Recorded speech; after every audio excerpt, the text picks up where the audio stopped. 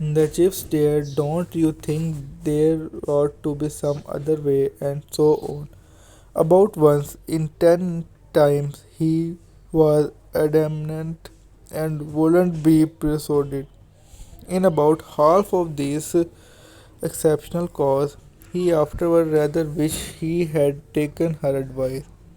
And years later, whenever he had trouble with a boy, he stand there, waiting to be told his punishment, and would see if he were observant. The brown eyes twinkled into a shine that told him all was well.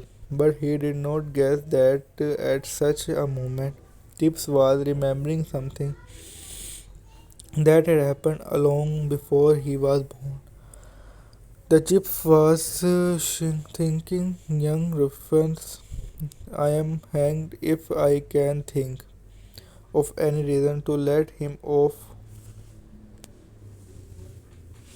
but I will bet she would have done. But she had not always pleaded for leniency. On rather rare occasion, she argued severity where Chips was inclined to be forgiving. I don't like this type, Chips. He too cocksure for him of himself. If he is looking for trouble, I should certainly let him have it. What a host of little incidents, all deep buried in past problem that had once been urgent argument that had been named. Consider that were funny only because one remembered the fun. Did any emotion really matter?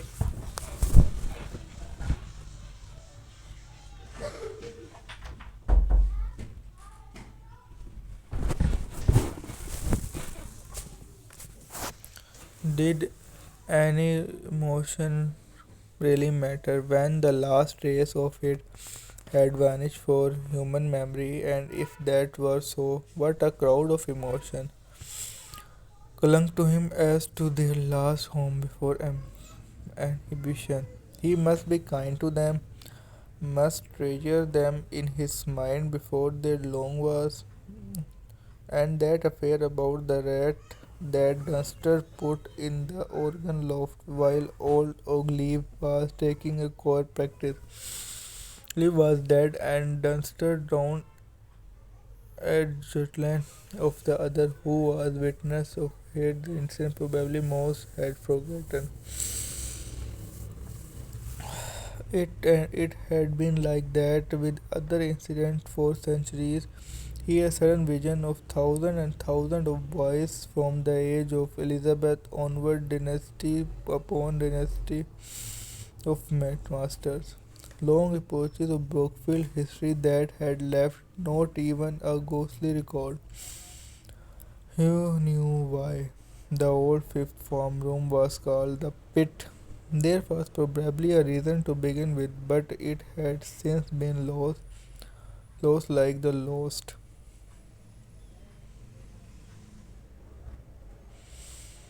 for living. And what happened at Brookfield when Cromwell fought at Nesby nearby?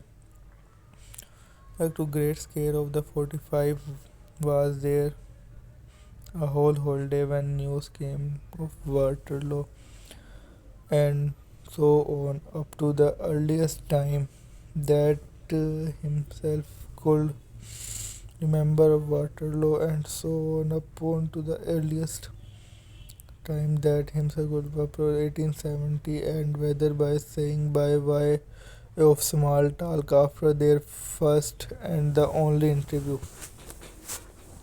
Looks as if we shall have to settle with the Prussian ourselves one of these fine days.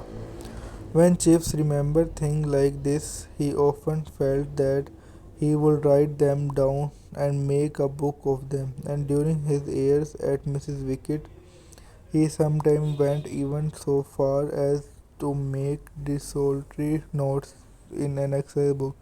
But he was soon brought up against difficulties, the chief one being that writing tired him both mentally and physically. Somehow his recollection lost much of their flavor when they are written down.